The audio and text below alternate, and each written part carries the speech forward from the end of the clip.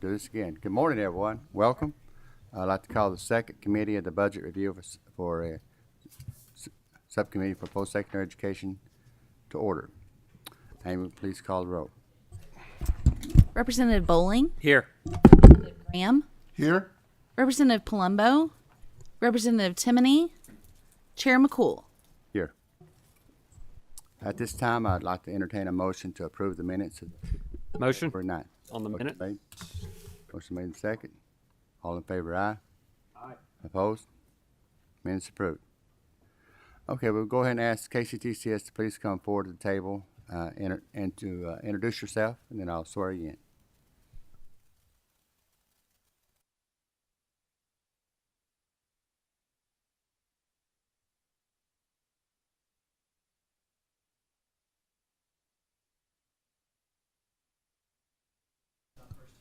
Make sure your mic's on, please. There we go. It's almost like being on an online meeting, right? You don't have your mic on. I still haven't learned how to completely operate that. Good morning. I'm Dr. Larry Ferguson. I'm the acting president of KCTCS and the current president for Ashland Community and Technical College. And then to my right. Good morning, everyone. JESSIE SCHOOK, Vice President of Workforce and Economic Development. Good morning. I'm Scott Williams, President of Owensboro Community and Technical College. Good morning, and again, welcome. If you don't mind, we'll swear you in at this time. Please raise your right hand. Do you solemnly swear to tell the truth, the whole truth, and nothing but the truth? I do. I do. Thank you. Well, again, welcome. Appreciate you coming here. And Mr. President, I know it's been a short few days, but congratulations on your appointment, and looking forward to working with you in this time. Thank you, Representative. I'm from your area of the state, so I'm getting a lot of windshield time these days. But with your permission, I'll go ahead and start the presentation. Yes, sir. So I know most of you are probably very familiar with KCTCS. We've existed now for roughly 25 years. But just to give a brief reminder of who we are and what we do, there are 16 community and technical colleges across the state. For 95% of the population, they're within 30 minutes of one of our campuses, which really ensures that we have access to folks for higher education. 70 campuses. And then later, I know we're going to talk some about asset preservation, but 330 buildings across the state where all of this stuff happens. Just to remind you of our mission statement, our mission is to enhance the quality of life and the economic vitality of the Commonwealth by serving as the primary provider of, and this is in statute, what we do. One is college and career readiness, transfer education, so for the students who come to us and ultimately are going to transfer to one of our university or college partners. And then workforce education, which we're going to spend most of our time talking to you about today, and employment training. And with that being said, I'm going to turn it over to Vice President Shook to talk about workforce. Thank you, Dr. Ferguson. So, as part of our mission, we are really working to bridge the dialect between employers and educators. And part of the way we do that is through strategic outreach to companies in each of our local communities. And so you can see from this slide the number of outreach engagements, and we track these in a client relationship management tool. We track these in Salesforce to understand how our teams within our workforce solutions departments, which are active at all 16 of our colleges, are engaging in and interfacing with employers on a daily basis to understand their needs and best connect them to the appropriate talent development solutions within KCTCS. We know that these companies at this moment in history are hiring without degrees. We're seeing this every day in the news. More and more companies, the state of Pennsylvania, for example, has just announced that they are no longer requiring degrees. And this is a monumental change in methodology whereby in past years, proxy for skills have always been degrees. And so what we're finding during these engagements with employers, during our meetings and our consistent conversations with our local companies, is that they're bringing on individuals without those proxies for skills and recognizing that they need assistance with rapid skill development. And so our workforce solutions divisions within KCTCS are not only that primary connectivity piece between academic departments for work-based learning, and we'll get into that in just a moment, career development, career exploration, but also they serve as learning and development partners for companies throughout the Commonwealth. And so what these teams do, they'll sit down with the companies, with their HR teams, with their hiring managers to help build out rapid response custom training programs specifically for their unique needs. Now, we're able to do that and offset the cost of that training through a legislative allocation called KCTCS Trains. In the past 2 years, we have trained more individuals than ever before as a result of this shift in hiring practices, as well as strategic partnerships with other workforce organizations in the ecosystem to ensure that our colleagues at the Office of Employer and Apprenticeship Services, career centers, local WIBs, and area development districts are all acutely aware of this opportunity for companies and helping us to cross-promote this opportunity as they too meet with companies. And so you can see here in our last fiscal year, we had just above 1,300 unique conversations with companies or with unique companies. And of those conversations, almost 85% translated to some type of partnership with the college, including customized training. Next slide, please, Larry. One of the things that we most frequently hear during those conversations with companies is that they just want to hire our students. They want to come into our classrooms, they want to be able to present their opportunities, and they want students to raise their hand and say, I'm interested in coming to work for you. But what they don't understand is that most of our students are spoken for. Almost all KCTCS students are working, whether that is in a pathway-related job or a non-pathway-related job. Even in four-year institutions, few and far between are the students who have the opportunity to pursue higher education without earning a stable paycheck as they're working towards that educational attainment. And so when we meet with companies, part of what we're trying to do is help them understand moving from the transactional participation in a career fair or coming directly into a classroom and saying, who wants to come work for me, to a transformational partnership. And we do that through career exploration activities, exposure activities, mentorship, but apprenticeship and work-based learning is the primary mechanism to help our students gain skills, essential skills as well as technical skills that are needed in companies across the Commonwealth that can be reinforced in the classroom, but that give them the opportunity to have a leg up when they enter the labor market. This is also a mechanism through which companies can step in early on in a student's journey at KCTCS and stay with them as they pursue that credential and continue to develop skills. So on this slide, you'll see a couple different opportunities that we have for work-based learning. We've got apprenticeship, which is a correlation between a specific academic pathway, its credit bearing, and on-the-job training. We use those meetings with employers to customize what those pathways look like and add additional components to that pathway based on their unique needs. Then you have the overarching work-based learning. And within this, you have internships, micro internships, which could be short-term and more experiential learning in nature, in that these students wouldn't go in depth, but really just gain exposure in certain industries. Sometimes these are offered for credit when they align very closely with academic pathways, but even if these experiences are offered not for credit, they're still very valuable to our students to build their skill set. Lastly, I want to mention to you all Education First Employers. As you can see, we have a logo on this slide. This is an initiative that we will be launching this spring to create a branded network of preferred education partners, employers who are investing at the highest level by offering tuition benefits, by offering flexible scheduling, and by stepping forward to tell our potential students and student workers, we are here to support you as you gain imperative skills to help lift up the quality and caliber of Kentucky's workforce. So we're looking forward to launching this network. We've had about 15 conversations to date with companies that we have identified as meeting these qualifiers, and every single company that we have met with to date has said, when do we start? So we're very proud of this initiative. This will give students the opportunity to earn a solid, stable paycheck at an employer who values education while they're pursuing their credentials. Very quickly, I just want to showcase our apprenticeship numbers from last year and kind of level set, because we hear work-based learning, and the default, both at the federal and the state level, is apprenticeship, registered apprenticeship. Registered apprenticeship is a great fit for many sectors, and the best case scenario is that we're targeting companies that seamlessly integrate into our existing technical pathways.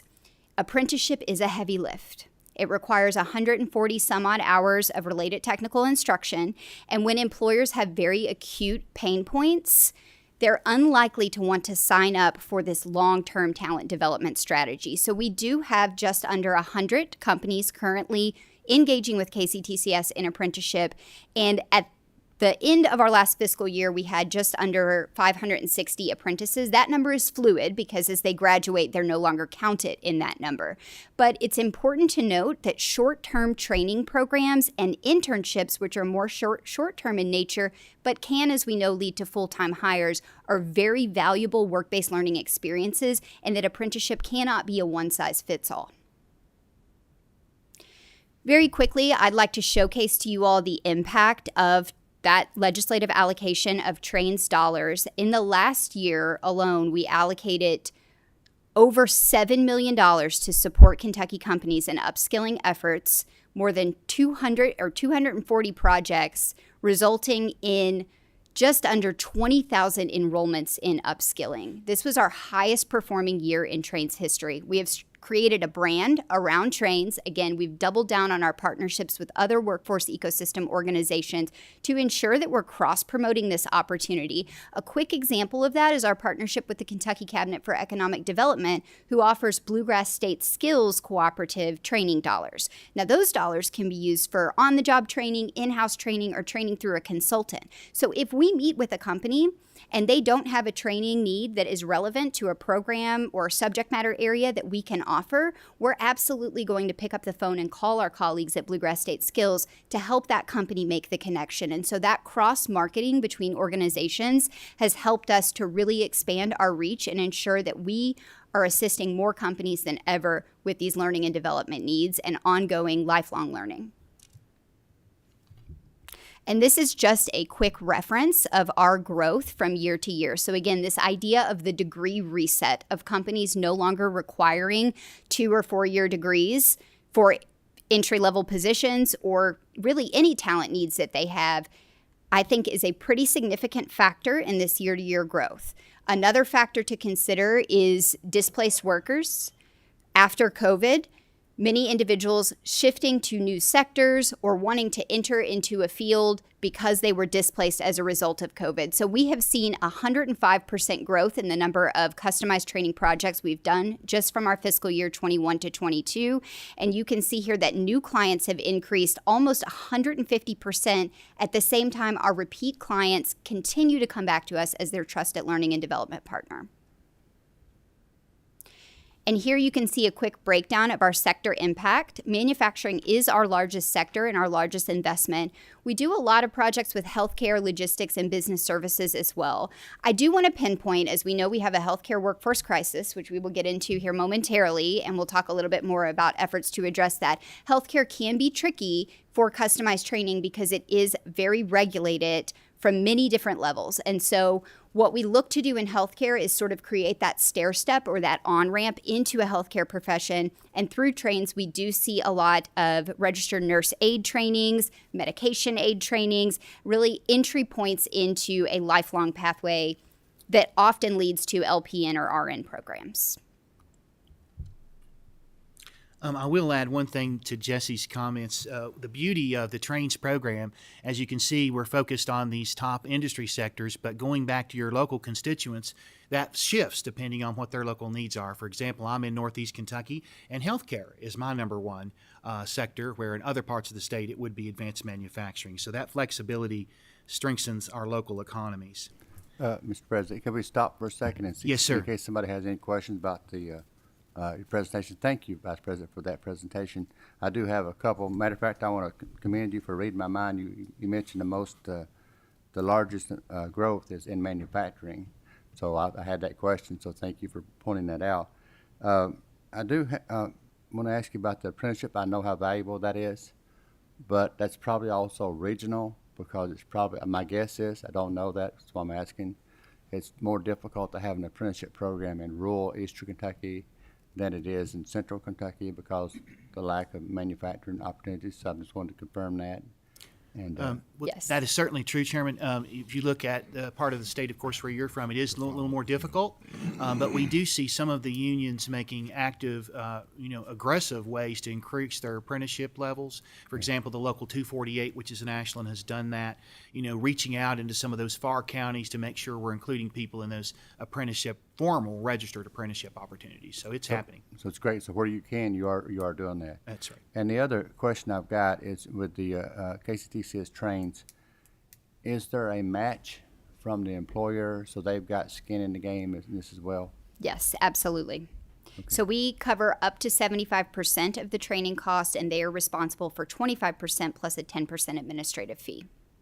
So it's all in. Thank you. Right. Any questions from Representative Graham, please? Just to follow up with the chairman, I just want to ask the question, what percentage of those hired by companies and have gotten their apprentice, what's the percentage of them staying with that job within that time frame of them getting their apprenticeship to working full-time completely with them? I will need to look into the answer to that. The Office of Employer and Apprenticeship Services houses that data, and it's through a Department of Labor database. I do know that it is higher than the average new hire. So nationwide, we see that apprentices do stay in their positions and are retained longer than a hire that does not come through that type of work-based learning program. But I can absolutely follow up and get concrete numbers for you. Representative Bowling. Thank you, Mr. Chair. Is there any way we could get the list of the companies that you mentioned, the Education First employers? I know you guys are just now launching that, the apprenticeship programs and then the trains. Absolutely. List of employers, just so I can get a feel for who, where we're getting, I guess, across the state, where we're getting partners in this, maybe where we're not, that type of thing. That'd be Absolutely. really helpful. Thank you. Thank you. And Mr. President, if you go ahead with the next part of your presentation. Yes, sir. We were also asked to talk a little bit about something that is very important to us, and that is our asset preservation projects. If you recall, just a few moments ago, I talked about 300 plus different buildings that we have across the state. You can imagine its difficulty in maintaining some of those. Some of the campuses have been there for many, many, many years. So this does require significant investment so that we can provide that access and outreach to the citizens of the Commonwealth. So if we look at the 2022-24 state budget, the state bond match, $179 million, KCTCS match at 26. The total asset preservation funding was $206,890. Our capital plan, of course, was to accomplish the asset preservation projects that were submitted in 22-24, and these have all been approved by our Board of Regents, which is our governing body. There were 18 building renovation projects, 5 college site improvement projects, 21 roof replacements, and I share that with you, and we're having trouble with our roof right now today at the system office. But in any event, major problems. 2 campus life safety ADA projects, fire alarm updates on all 16 campuses, keeping our folks safe. Significant mechanical system upgrades at 6 campuses, and earlier I wouldn't have known this till a few years ago, but what that means is the mechanical systems that's keeping the campus open, and some of these date back, decades, for decades. So, first of all, I would really like to give to our sincere appreciation and thanks for the amount of funding that was put within the last budget. It's a tremendous and much-needed impact on the condition of our facilities across the state and our ability to deliver services. I just mentioned and alluded to the roof replacement and repair projects top the list of the projects we're trying to accomplish. Clearly, with your own home, your roof is the most important thing to protect everything else. And so those are critical to the life of the building and the health of the occupants. A number of projects we're undertaking, as I already mentioned earlier, mechanical and electrical. Many of them date from the 60s or before. So there's a lot of work that needs to be done to maintain those campuses. As you probably have heard, or if you've had building projects of your own going on, the market conditions have drastically changed, And so there are a couple of supply chain issues. One is the skilled labor issue. If you've tried to book a plumber at your local house, you know how long it takes to get that person there. There are all these challenges that are coming within the supply chain. Well, what we see from a monetary perspective is projects, range at 15% below estimates to 30% above estimates, which causes a lot of difficulties. So we're attempting to schedule all of these projects in coordination, of course, with the Finance Cabinet, DECA, to determine the appropriate timing of bids to maximize our funding. It does, unfortunately, because of the current economic situation, it's caused current funding to appear to be insufficient to accomplish the original list of projects that KCTCS expected to be able to fund. Again, the market driving most of these problems. The current asset preservation pool funding, which we're grateful for, $206 million for bonds and match, and in the anticipated cost of current projects is $247. So you see that there's a shortfall of about 20%, and we're determining ways to meet that shortfall. The mitigation efforts, that we've undertaken so far to address the shortfall, value engineering, which most of you are probably familiar with, is given earlier in the design projects to make sure that we've accounted for those things. Schedule of bid lettings to react to volatile market conditions, which we're dealing with is because of the supply chain. Active recruitment for bidding activity, seeking out those to apply, and reduction of project scope in some situations to defer the cost. So the impact on our capital budget and for 6-year planning, KCTC has a total approximately $310 million in asset preservation projects that will remain. These were included in the second and third biennium for 2024 to 2028. One thing I wanted to share with you, due to our culture of always seeking for continuous improvement, the legislature actually approved for this to happen, but there is a study going on from Huron Consulting right now, and they're looking at all of our 16 colleges and our system office for effectiveness and efficiencies and how we can better improve. Some specific things they are looking at are space utilization assessment. We do have over 300 buildings. Are we utilizing that space accurately or in the best way suited with our resources? Academic program optimization. We talked a lot earlier today about workforce for with VP Shook. And so do we have the right programs to meet the regional, workforce needs and across the state? Financials and organizational assessment. How do we become more efficient in those areas? A big part of the study they're working on also is compensation and equity in regards to pay to all of our employees. And then a career framework to better define career paths, compensation compared to market, and internal equity. And we'll pause there, sir, if there's any questions about that before we move on to the next section. Thank you, Mr. President. Yes, I do. KCTCS is a huge organization because it includes the entire state. And with 300 buildings, that is quite a responsibility to maintain and upgrade and those type of things. And I see there on the slides you're already addressing, again, one of my questions is space utilization. So will you look at that, because you've got a shortfall right now, and I'm concerned how you're going to meet that shortfall, either come back next year, ask for additional funding, or are you looking at it for buildings that perhaps that no longer necessary, that we need to do something else with? Or something of that nature. Well, Mr. Chairman, what we're hoping to get out of this study is how do we best leverage these assets? Do we have buildings that maybe aren't adequately being used and could be used in other ways? Another focus has been on energy conservation. Just for my college alone last year, we saved $148,000. May seem small. That's a couple of salaries, towards that by looking at how we better conserve energy. So there's really multiple strategies going to that. But I know that we'll have to make some difficult decisions once we have a more complete analysis of those assets and what we should or could do with them. Thank you. And that study, when do you anticipate that being done? Well, the study began just a couple of months ago. It will probably take up to a year before we have final results. And I know those results will be reported out to different committees here at the legislature. Thank you, Mr. President. We have Representative Tipton, please. Thank you, Mr. Chair. Mr. President, thank you for being here. And the situation you shared is a story I've heard from many university presidents. Due to the rising cost of inflation, They're all dealing with the money that was appropriated in the bond issues for asset preservation and trying to determine the best way to utilize the funds that are available. I also know that in the second year of budget, we approved many capital construction projects. Are you seeing a similar issue with the capital construction projects that were approved? And do you have any idea what kind of shortfalls you might be facing in those projects? We could determine what the shortfall will be projected to be, but we do see the same types of challenges because you're dealing with the same supply chain issues, and that's just exacerbating the cost. And so we did our best, our best good faith in trying to project what those would be based on the market, situation at the time. But the market is just so volatile. But yes, sir, they're going to cause problems with capital projects as well. Thank you, Mr. President. Appreciate that. Appreciate your presentation on that.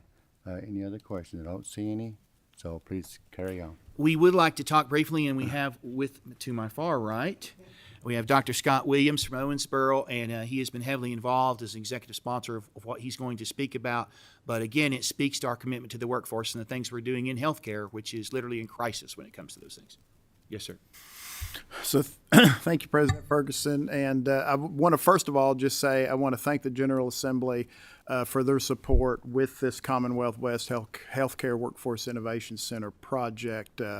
And as we have started to implement this, I'm convinced even more that this is going to transform how we take care of healthcare workforce development in a public-private collaboration. So just kind of a summary of the project itself. This is a collaboration of 8 college and universities, as well as regional healthcare providers, both in the acute and in the long-term care. 20 school districts, as well as Owensboro Health, which is our largest regional healthcare system in the West.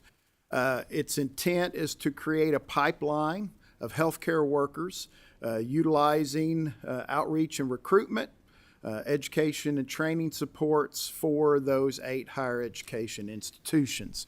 So where we're at in the project at this point is we have established a Kentucky nonprofit corporation. It's called the Commonwealth West Healthcare Workforce Innovation Center, and that really just rolls off the tongue. I wish we'd found a better name, but we didn't. But it has been incorporated, and it has an 8-member board that's put in place, and it has a representative of KCTCS, a representative from each of the universities that are part of the collaboration. It has an acute health care provider representative, a long-term health care provider representative, and a secondary education representative. That board has been meeting, and they have, at this point in time, they've ratified all of the agreements, bylaws, and is moving forward. The reason why we selected to ensure that we had this sustained beyond the scope of the project, the initial funding, we felt like this was the best approach to make sure we could sustain it once the funding was gone. Although it's a collaborative and each of the educational entities are providing the training and education, it also felt like that those needed supports, and particularly high fidelity simulation support. And the only way to provide that was to actually have a physical location that's been located.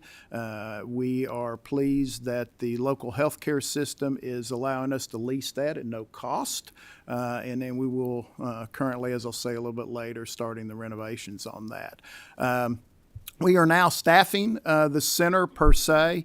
We have started with obviously an executive director, an outreach lead, and then we are staffing up right now folks that will come in and do outreach and recruiting. We also have what we would call an operational officer as well as we're moving through with the renovations. As we move forward into the fall and start some of the real intense instruction, we will be hiring individuals, instructional and educational staff at that time. Next slide, please. So right now, what we are really operating on is one, we're in the design phase for the high fidelity simulation, not only the facility and renovations for that, but also the equipment that will be needed in that. And again, these are supports for all the collaborators. So the idea here is as an institution, you want to expand your programs, you'll need extra equipment and you'll need extra space in order to do that. And this will provide that for those institutions. Probably the most exciting thing is we've been designing healthcare pathways. And so taking the pathways we currently already have, starting at the secondary, moving all the way through the post-baccalaureate medical school. And so what we've done is we've really tried to streamline these pathways, adding new pathways that are careers actually that we didn't even know about before, and like community healthcare workers, and designing those pathways as well. In our initial discussions with all of these secondary systems, we're finding a tremendous interest in, hey, now we see where we can lead this to a pathway, lifetime learning. We also have been talking and working with the career centers. So they've got lots of adult workers that are underemployed, that are low skilled, and getting them pathways that they go into those initial kind of entry level, like state registered nurse aid positions, phlebotomists, EMTs, and getting them training, and so that they can get right into the healthcare system, and then they can pick up on one of these pathways as they move forward.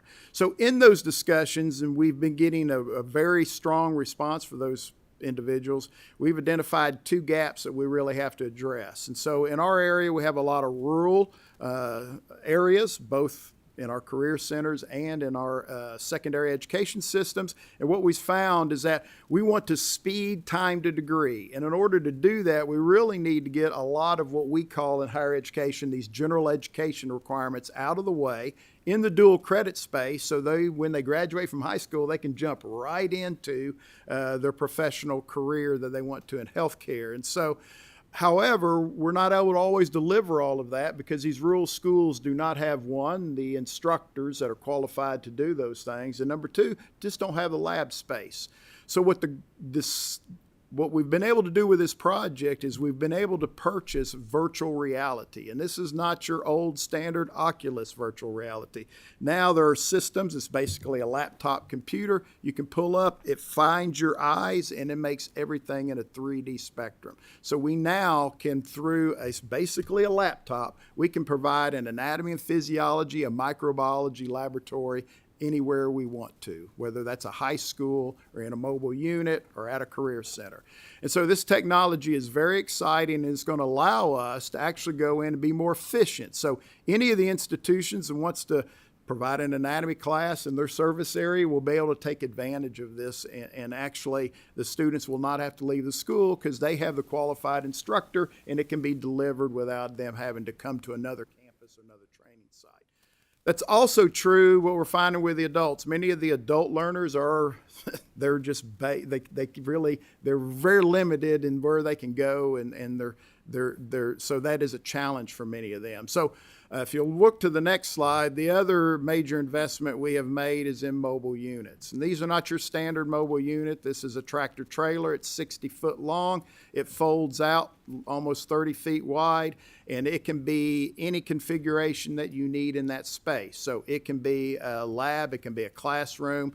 We can make it into a mocked-up emergency room, a mocked-up operating room, or as you can see in the picture here, it is actually a working standard 9-bed hospital room. So we can take this on-site, do a lot of this adult training in state registered nurse aid, phlebotomy, do it quickly, get them their certifications, and get them into the workforce. We can also use this to augment secondary system. We can use it for outreach. And so these particular mobile units we think are going to be quite effective. And so we're just waiting now on the lead time as the bids get out and we get those in operation. So with that said, I just wanted to fill you in on where we're at with that project. And again, I'm happy to answer any questions. I'll turn it back over to you, Dr. Ferguson. Thank you, President Williams. I appreciate that. That's quite impressive. So I just want to understand you haven't purchased all this equipment yet, but you had the money to do it and just the time frame. That is, excuse me. Yes, Yes, Chairman McCool, that is accurate. So right now, the mobile units the bid is out, so that we've got a bid out for those units. We have the purchase orders in place for our initial run of purchasing the virtual reality equipment. But as we go through the design phase and working with all the institutions, there's other equipment that's starting to come forward, and we'll be in the process of purchasing that as we move forward. And you may have mentioned this, do you have an expectation date of operations? Well, actually, Ribbon cutting, or what is it? yes. So right now, we are in the outreach and recruitment phase. We're going to do that this spring and this summer. And in other words, to try to increase the pipeline coming in, obviously then we'll address the educational increase in the fall. We also are in the process of the design phase on the physical high fidelity kind of simulation center. We anticipate that probably, we're hopeful sometime in the fall it will be open and operational. Well, it certainly sounds impressive, and I'm looking forward to seeing that. I'm glad it's working. One final question Yes. for me, or at least for right now. It looks great, and I'm sure it's going to work great. Will there be assessment as you go through to make sure it's been successful? Absolutely. Follow-up. Yeah, absolutely. So we actually have a series of metrics, so we will follow those and we will report those out, and we actually will be, based on the appropriations in the bill, we will be providing you all as a General Assembly reports on those as we move forward with this project. Thank you, President Williams. I think Representative Graham has a question. I just want to follow up with what the chair says in terms of doing this virtual system, the discussion of making sure that the technology is able to reach in those areas, particularly in eastern Kentucky and far west Kentucky, and in those rural areas which have very difficulty in getting broadband or any kind of connection. So has that been addressed, and what is the approach to making sure that this can be successful in those areas that we're talking about? Absolutely. Thank you, Representative Graham. Yes, we have had those discussions, and we understand as we move forward, we're probably going to have to address some of those in real time as they happen.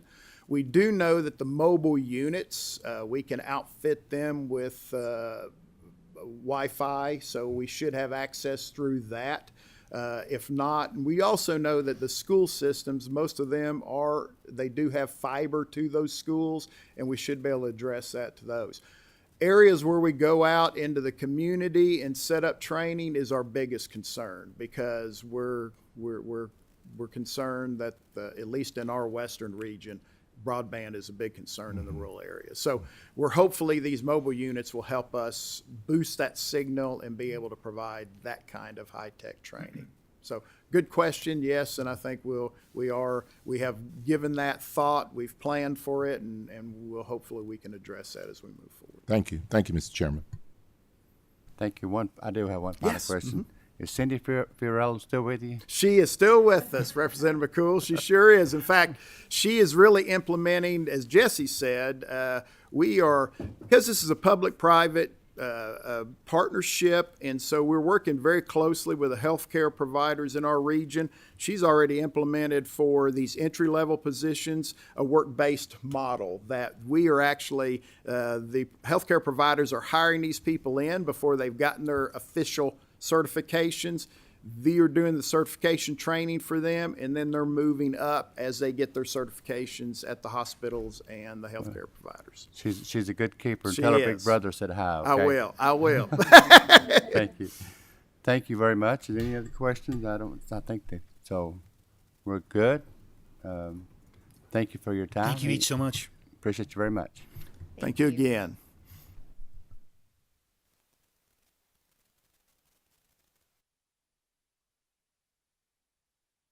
I'd like to ask Dr. Jackson, President Murray State, come on up with his team, please. Please introduce yourself, and then I'll swear you in.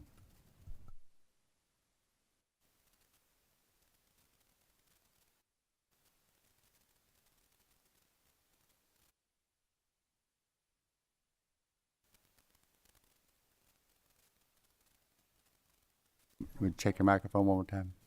Is that right? How about now? Yeah. All right. I pressed it to the, is that, everybody hear me okay?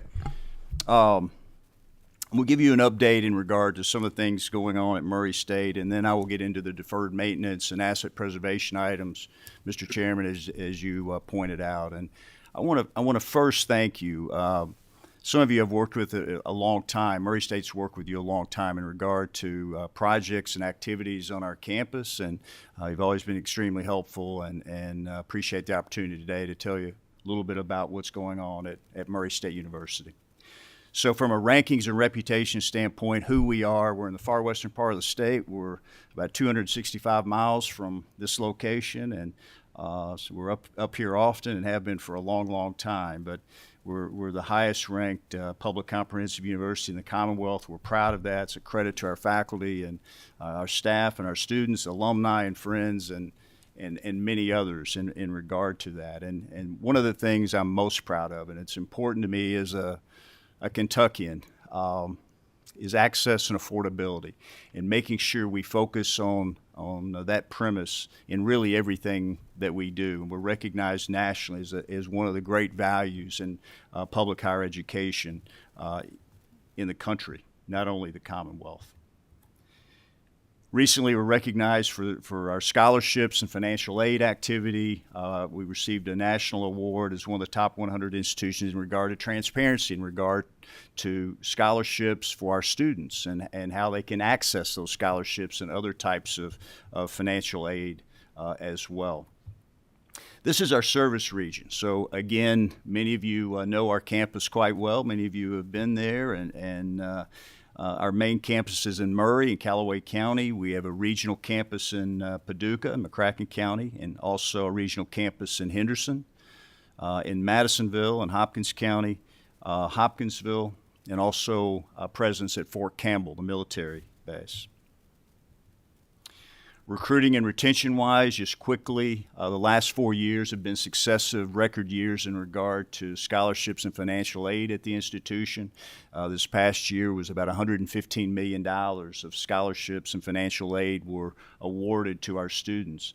About 50% of our students graduate with no college debt. We hear and talk a lot about college debt today, but half our students actually, a little bit more than half of our students leave with no known debt as they graduate our institution. 72% of our budget is enrollment driven, which means recruiting matters, retention matters, and Murray State does a great job in both of those areas, and I'm proud of that. In the bottom left, the chart you see, the scholarship opportunities over the last few years, we've been changing our scholarship model to nearly a total GPA-based model, and the GPA for a high school senior is a better indicator of future success, future academic success at a university versus the ACT that they may take one time. So we have changed that model dramatically. On the right is the Murray State Promise. If you're a Pell-eligible student, many of these students already have their tuition paid for, so we promote that, and it's a very popular program at the institution as well. I'll cover this very, very quickly. Academic excellence, 99% of our students receive some type of financial aid, scholarships, or some type of other financial aid. There's a listing of our top undergraduate majors. You see nursing is number one, psychology, accounting, a lot of STEM age-related programs. We're proud of all of our programs and all of our colleges and schools. And our graduate majors, you see them listed here as well. Our Doctor of Nursing practice, and we have different tracks there. It's very popular. The reason I point those out, we're going to talk in just a moment about that particular area. We have a number of business and industry partners. We listed just a few, probably 100 or more that I could probably rattle off in regard to industry partners that are providing internships to our students, careers to our students as they graduate, as well as participating in career fairs and on campus on a regular basis, or providing donated funds to the institution in a lot of these different programs. Here are our academic colleges and schools, from our College of Business, the Bauernfeind College of Business, the Hudson School of Agriculture, and down to our College of Humanities and Fine Arts. So we're very proud of our academic colleges and schools and what they're doing on our particular campus. Enrollment and retention, 42% of our students are still first-generation college students. 38% are low-income students. We focus on those students greatly. I think a whole lot, and we think a whole lot about rural Kentucky and the importance of the jobs we all do, the jobs you do, the jobs we do in regard to rural Kentucky as well. We have the highest retention rate among public comprehensive universities. That's meaning the first year to second year, freshman to sophomore is typically how we think of it. So the easiest student to recruit are the ones you have. We keep them, and we spend a lot of time making sure that our students are retained at the institution. We have the lowest time to degree of any institution, 4 years. So we've spent a lot of time over the last few years making sure that we work on that particular metric, and we've done a very good job there. Enrollment and retention, just wanted you to get a feel for the size of this institution, Murray State University, about 9,500 students, and what headcount looks like, freshmen, graduate students, dual credit. 64% of our students have credit coming into Murray State University. 64%. That number continues to grow. It has been growing over the last several years. That's due to the dual credit initiatives that have been put in place in the Commonwealth. An important area, the Quality Assurance Commons. A lot of this is a nationally recognized organization that provides essential employability certifications. So they will come on your campus, review your programs, spend a lot of time with our faculty and chairs and academic administrators in regard to the soft skills part outside of the pure academic part of our institutions. We have 9 programs that are accredited, certified, if you will, in this particular area. The most in the nation, not just the most in Kentucky, but the most in the nation in regard to this well-known group that works very closely and through the Council on Postsecondary Education. So we've been working with this group for the last several years. Cybersecurity at Murray State, I point this program out because in House Bill 1 in 1997, few were here at that point in time, but I remember that bill quite well, and the outcome. Cybersecurity, formerly Telecommunications Systems Management, was our program of distinction, now known as Cybersecurity at Murray State. We have a lot of students studying that particular program. We've been recognized as one of the top the top undergraduate program in the country, as well as the top graduate program. The National Security Agency, the NSA, also recruits on our campus and have recognized us in cyber defense in this particular area. So it's an important program to us as well. And I wanted to point it out because it's our program of distinction in House Bill 1, 1997. I want to thank you all, and I want to thank the General Assembly, the new academic building for the School of Health and Nursing and Health Professions. It's about a 72,000 square foot building is what was originally planned. The appropriation was $45.5 million. It will become effective July 1, 2023. I've talked to Chair McCool about this. I've talked to Chair Tipton about this particular program for the last few years. Planning work is occurring. We have hired architects in regard to this. At the size and scope that it currently is, it's about 25% over what was originally budgeted. So obviously we'll be looking at value engineering that accordingly, and also looking at the size and scope of the facility as well as we go through this process. We have submitted those numbers, Chair McCool, to you and to the committee. Deferred maintenance and campus improvements. So a lot is going on at Murray State. So we have about 4 million square feet under roofs, and there may be one leaking today somewhere as well. I'm not aware of it at the moment, but somewhere I'm sure there is, and a lot of activity is going on in regard to this particular area. The Curris Center, our student center, arguably one of the most important buildings on our campus, the hub of activity, is undergoing a multi-million-dollar renovation as we speak due to the monies appropriated to us in this particular area. Rather Hall is our first building. It's about 100 years old. It is undergoing a lot of changes. I'll show you a few pictures, and I'll go through them very quickly. We've received a couple of national awards of late in regard to our campus, the beautification of our campus, and activities on our campus, improvement to campus life, campus activities in our buildings. This is our Curris Center, our Student Center. This is a major renovation project that is underway. I toured it the first part of this week. Jordan and I had a chance to go through, I think, every piece of this particular building on Monday or Tuesday. I'm not sure, one of those days. And a lot's going on there, and I'm very proud of the work that is happening here, again, because of monies appropriated to us in this area. Our oldest building on campus, this is the auditorium, so mechanical work is being done, HVAC, electrical, structural, on and on. This is vitally important. Murray State just celebrated our centennial.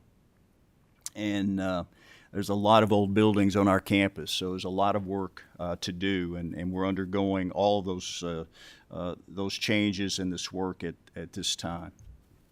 This is Lovett Auditorium, also nearing 100 years old. This is our Performing Arts Center, if you will. Seats a few thousand people, and so HVAC and electrical and windows and seating and all this has been changed because of this important asset preservation appropriation that has been put in place that all the universities are taking advantage of, and it's important to the work which we all do for teaching and learning purposes, most importantly.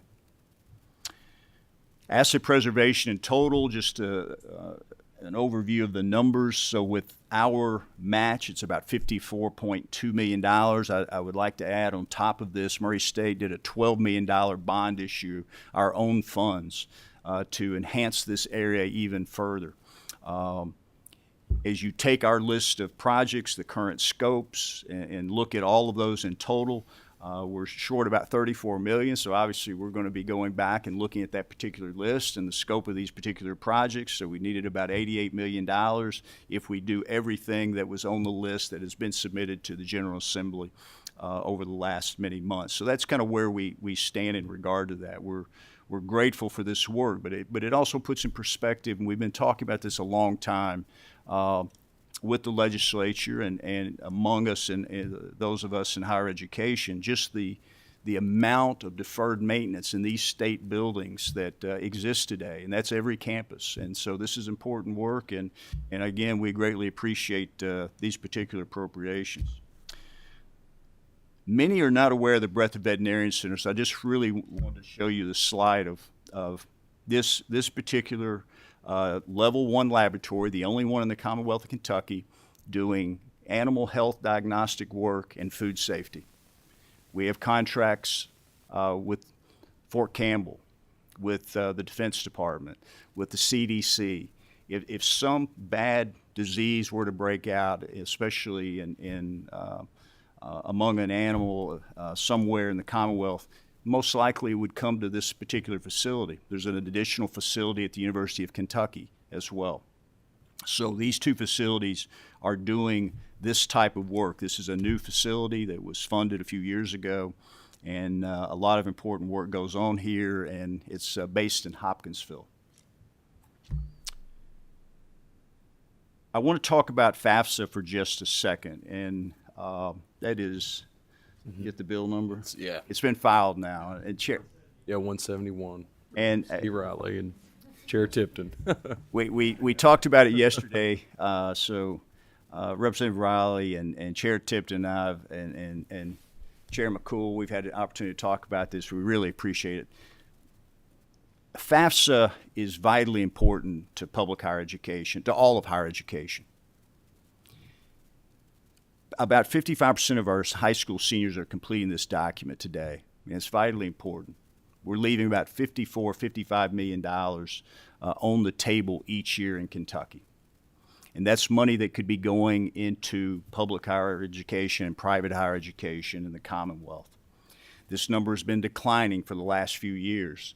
College-going rates in the Commonwealth have been declining for the last few years, and I think there's a correlation to that. Students don't fully realize what may be available to them, which will allow them to go to a college or a university. And by filling out the FAFSA, they may find that, hey, there's a Pell Grant of $5,000 that I can use to go to Murray State University or any other college or university. So a lot of states are requiring this with opt-out provisions, and this particular bill has an opt-out provision as well. But states who are putting this in place are seeing FAFSA completions go up significantly, and they're seeing college-going rates go up significantly.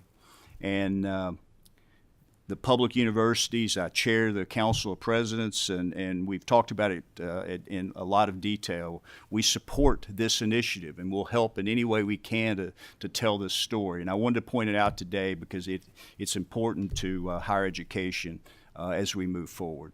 And Mr. Chairman, that's our presentation quickly, and I'll be happy to answer any questions about Murray State or any other topic. But I'll get it.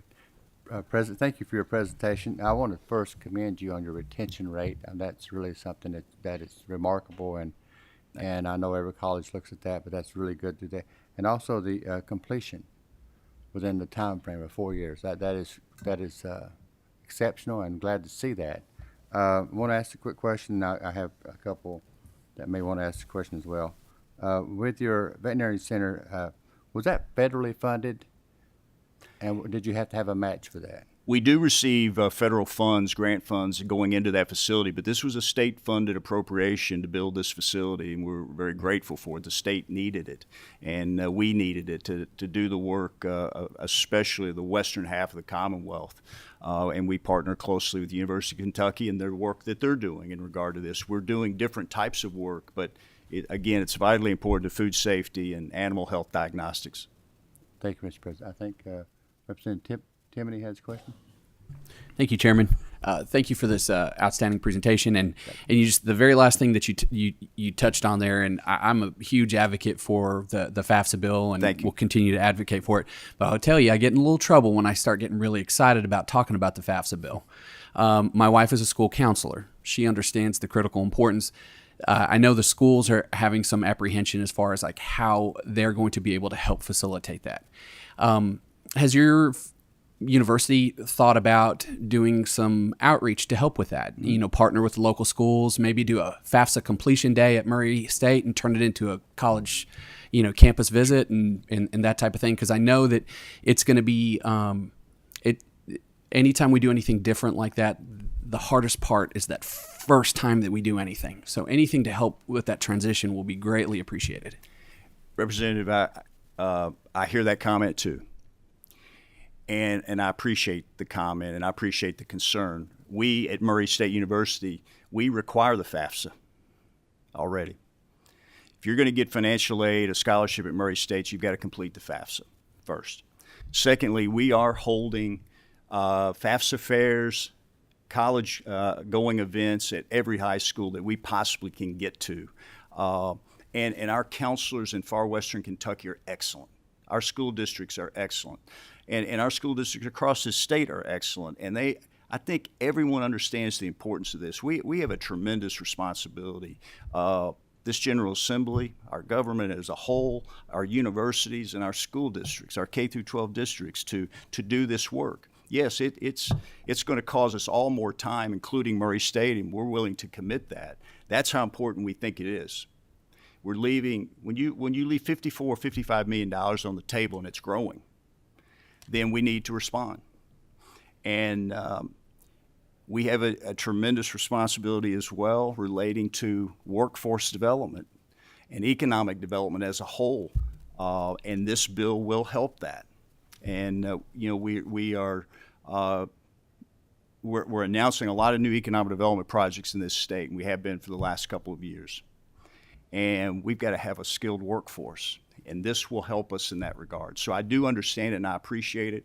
I promise you we're going to do our part, and I think I can speak for most of the other institutions. They're going to do their part, and I know K through 12 as a whole will do their part as well. Chairman, and anything that you all do to keep me out of the doghouse when I vote for yes on that, I greatly appreciate it. Thank you. I appreciate it. Thank you. I think Representative Tipton, you have a question? Yes, thank you, Mr. Chair. Thank you, President Jackson. I've been to BREATHITT Veterinary Center, and it is a very impressive facility. It's not just a facility; it's state of the art. and it's a great asset for us to have here in Kentucky, in Hopkinsville and West Kentucky. For those people who may not travel through South Central Kentucky or Western Kentucky or familiar with agriculture, I think they don't appreciate the impact of the poultry industry to Kentucky. And I know that we have had at times incidents of the avian bird flu that's been detected.